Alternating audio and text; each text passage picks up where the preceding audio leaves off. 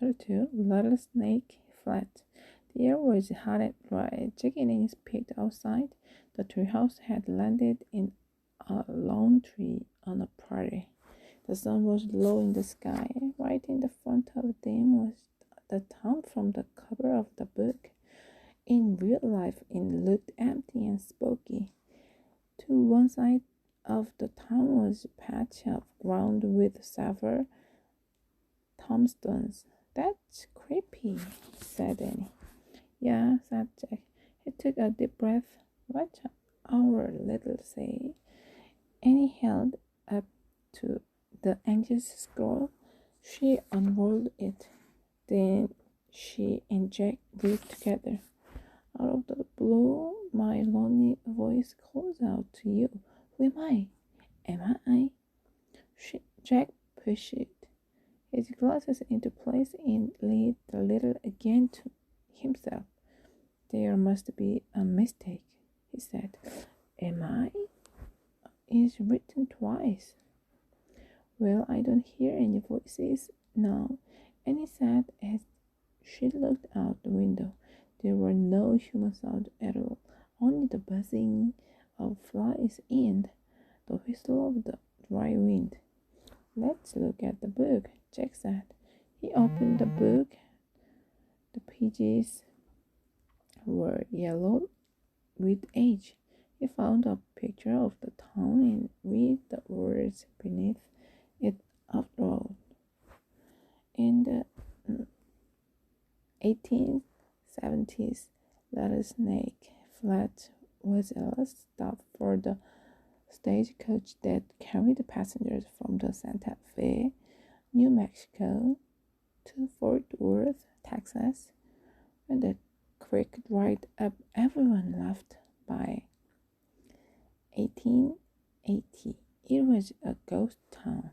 Wow, a ghost town, said Annie, her eyes wide. Let's take a quick look around, said Jack, so we can leave before the dark. Light, said Annie. Let's hurry. She started down the rope ladder. Jack put the old book into his pack. Then he followed Annie down the ladder. They stood by the treehouse and looked about. Tumbleweeds blew across the dry ground. Suddenly, something jumped past them. Ick, they both said.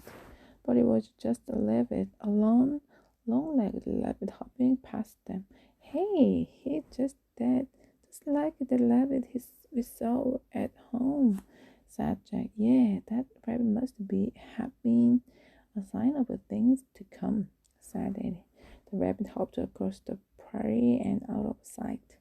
I'd better take a note, said Jack.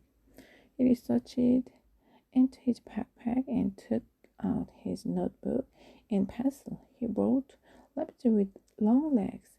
What's that sound? Said Annie. What sound? Asked Jack. That rattling sound, said Annie. Jack looked up. What? He said. There. And he pointed to the rattlesnake. It was about 100 feet away. It was coiled up and rattling.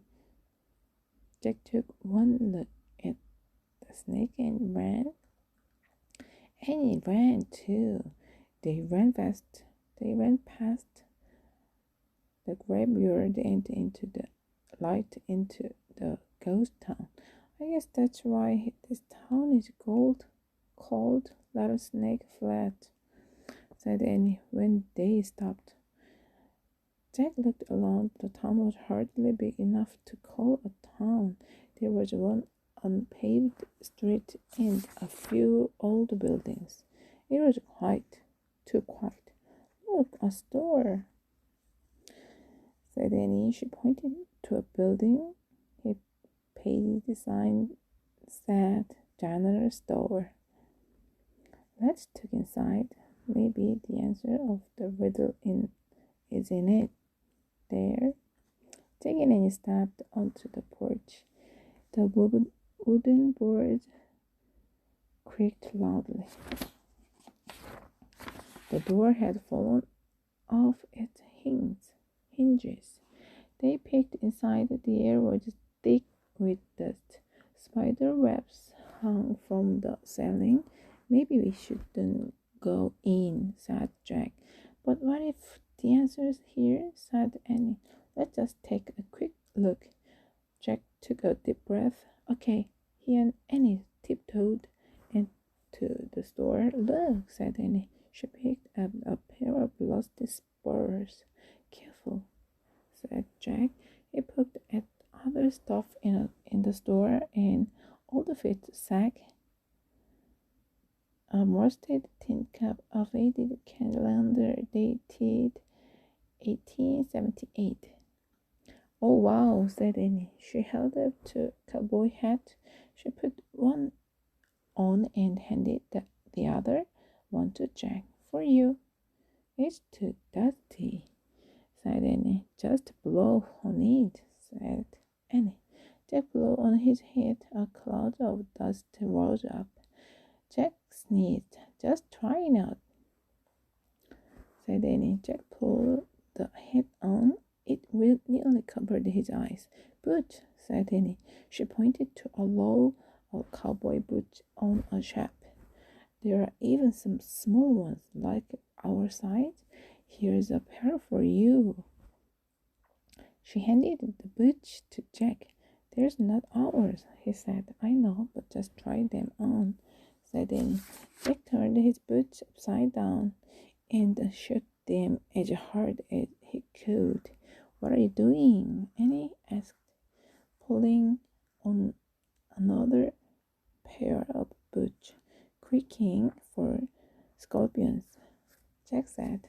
Jack, Annie laughed. Try them on. Jack sighed. He pulled off his sneakers. He pushed his feet into the boots. He pushed and pushed. The boots were really stiff. Finally, he got his feet inside. Then he tried to walk. Ooh, he said, forget it. He started to pull off the boots. What's that? Annie said. Jack thought piano music, said Annie. Maybe it's the voice of a letter. Come on. Jack threw his sneakers into his backpack and hobbled after Annie.